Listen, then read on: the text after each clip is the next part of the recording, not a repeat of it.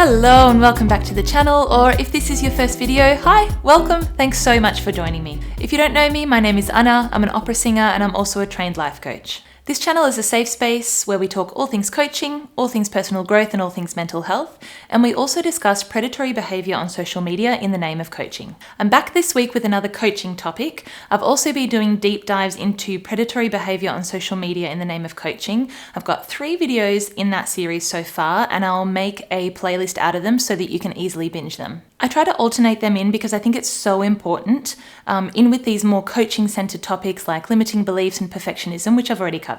These more coaching-centered topics are so that I can give you some handy tools for some experiences that you might resonate with and might be coming up in your day-to-day and getting in your way, and for you to bring some awareness to some areas of your life that you might even want to work on with some extra support with someone like a coach. Now, my hope with these videos is always that you can see and hear yourself here, feel acknowledged, feel validated that these experiences are very normal, and even leave with some actionable steps that you can use to work through these things on your own or with a coach. Today I have a topic for you that I've alluded to a couple of times, one of the most emotionally charged of the common blocks, and one that each and every one of us is no doubt familiar with, and that is the inner critic or the negative voice. Maybe you've heard of it as one or both of these titles. I'll be using them interchangeably throughout the video. This one is a real doozy. We'll be talking about what the inner critic or negative voice is, how it develops, how it manifests and holds us back, and some ways that you can work through it. As always, I like to make it really clear that I'm coming at this from a coaching perspective. And if you feel that there might be something deeper to your experience, then I strongly recommend seeking the support of a licensed therapist. If this doesn't feel like you, but you'd still really like some support in working through your inner critic or negative voice,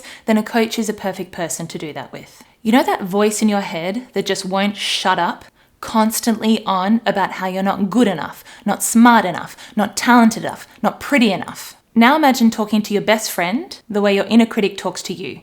Would you still have a best friend? What if it was someone standing next to you and just following you around all the livelong day and just spewing this bile at you? Would you accept it?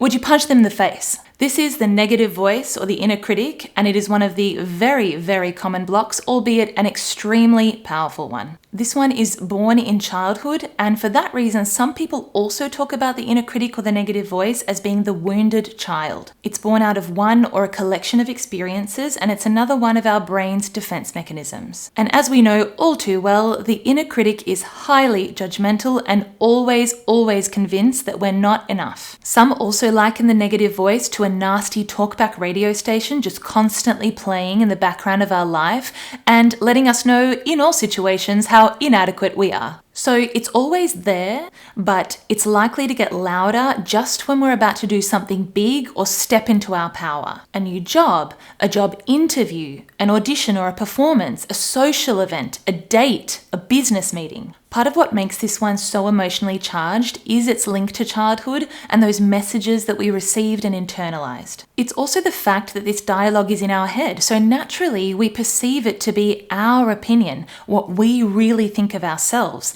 And that picture generally isn't a particularly pretty one. The good news is, it's not your opinion. It's not what you really believe about yourself. Just like all the other blocks, it's just our brain's way of keeping us safe and comfy. It's a defense mechanism designed to keep us from taking what the brain would perceive to be a risk and putting ourselves out there. If there's a chance we could get hurt, the brain always wants to intervene and protect us from that. So if it sees that we're about to step into our power and take a risk, it's like, don't do it, you're gonna fail, you're not good enough, stay here, stay safe and comfy. So it's kind of like a helicopter parent, but with really poor communication skills. Now, there are a number of ways that the inner critic or the negative voice can manifest, and I'm going to talk about a few of them now, and you might resonate with one overall, or it might just depend on the situation. I mentioned already the wounded child, which is a relatively common interpretation because of the fact that this block has its roots in childhood. You might be going to do something, and that voice pops up, and suddenly you feel exactly as you did back when you were 6 years old. The exact reasons for this is something that I would really leave for a therapist or a psych to explain, but we do know that these core memories are our most powerful and they affect us all our lives. The next interpretation I mentioned is the nasty talkback radio station that's just constantly playing in the background. So maybe you really resonate with that mind chatter or inner dialogue that just gets louder depending on the situation. And the final interpretation of the negative voice or inner critic is it manifesting as a separate figure that feels like it follows you around and whispers or shouts in your ear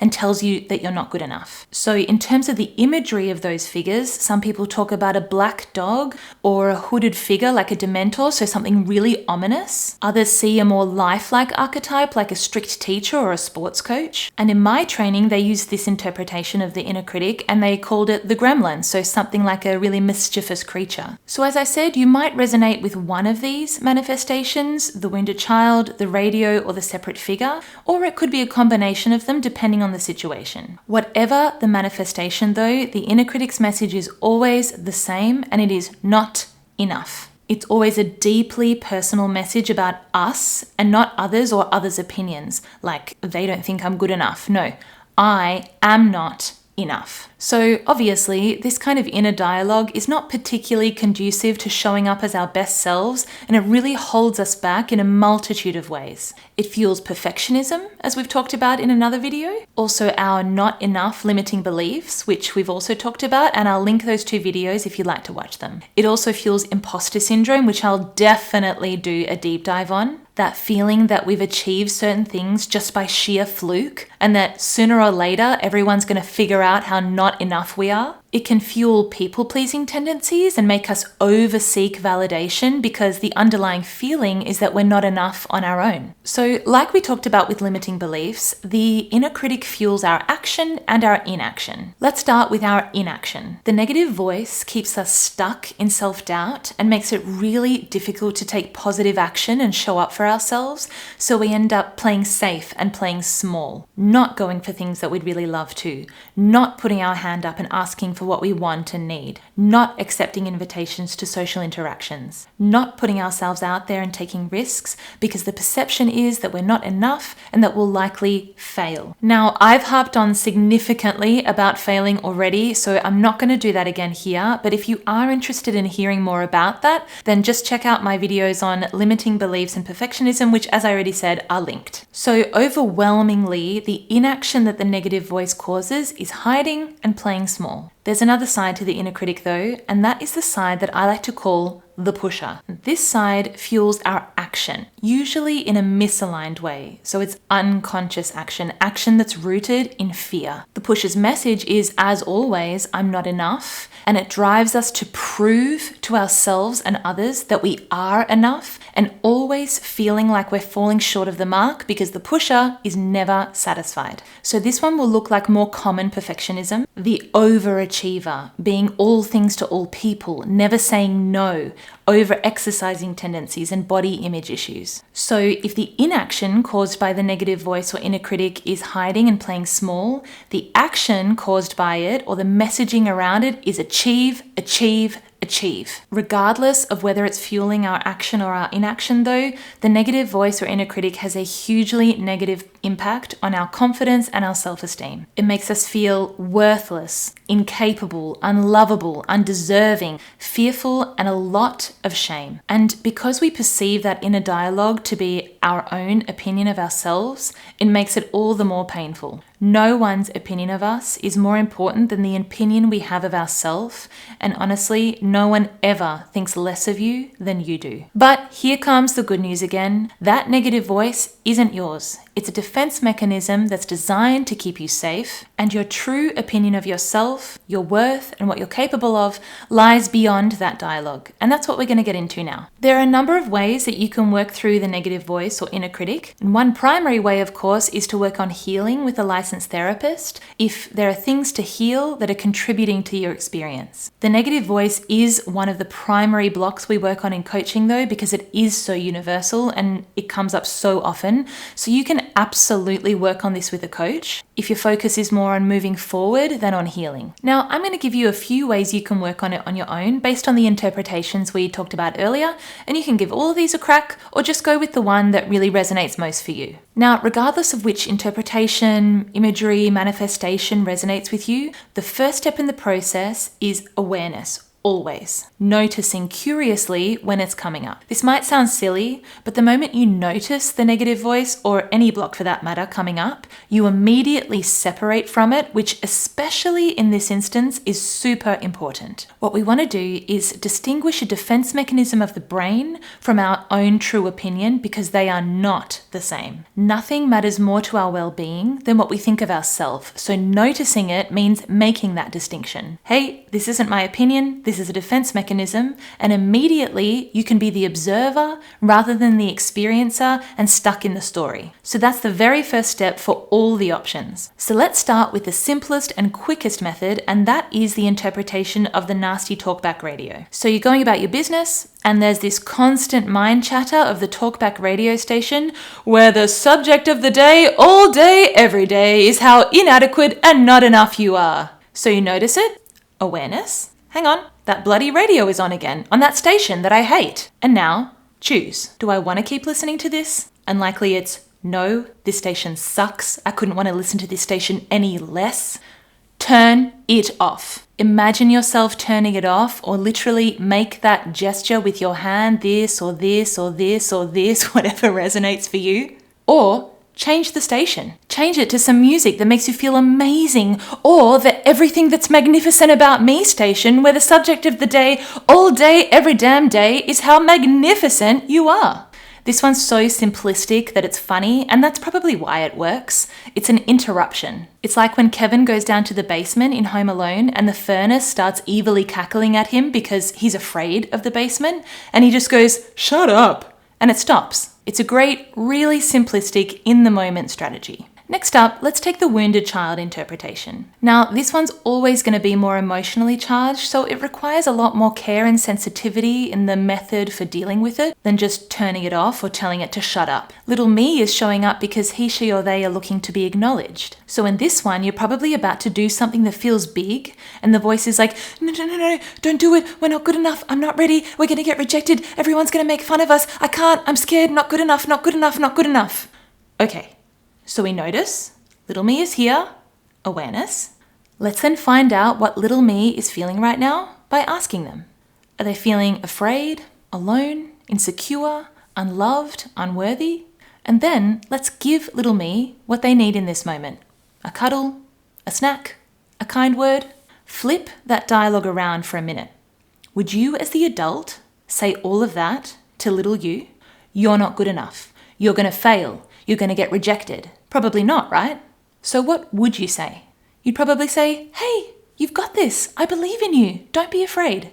Finally, and most importantly, we let little me know that everything's going to be okay. That they can take a seat with their snack or their toy or whatever it is you've imagined yourself giving them. And we let them know that we are the adult here and that they're safe and that we've got this. Everything is going to be fine. There's nothing to be afraid of. Again, this one's a lot more emotionally charged, and inner child work is starting to creep into therapy territory, but this little strategy is really helpful in the moment when little me comes up and you just need to coach yourself through a situation. If your inner critic or negative voice is manifesting as little you, then kindness and compassion is required. You're unlikely to get very far by telling this particular voice to shut up. You might even consider keeping a photo of little you with you on your phone, in your wallet, in your journal. I have mine on my vision board to look at when you're in a moment or doing this exercise. To actually look at when you ask yourself, would I talk to him, her, or them this way? What would I say instead? Finally, we have the negative voice manifesting as a separate figure that's following you around and talking at you, whispering or shouting in your ear, telling you, push harder. You're not doing enough. You're never going to make it. May as well just give up. Any of these sound familiar? With this one, feel free to spend some time getting creative. When it comes up, notice it, awareness, and then really tune in and conjure up an image of that voice. You may even want to spend some time doing this, not when you're right smack in the middle of a moment. Another great example of something you can do with a coach. Really tune in and see what image resonates with that voice. Is it something ominous like a black dog or a hooded figure?